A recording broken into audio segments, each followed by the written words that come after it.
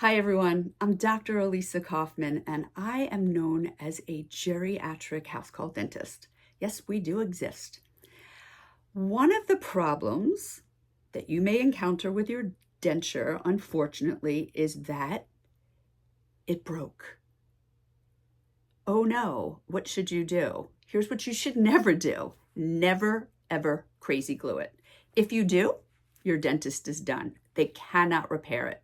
Once you mess up those margins, they will never be perfect. And trust me, you cannot crazy glue it yourself. If it's loose, you could try to repair it yourself by relining it using Denture Fit because that's reversible.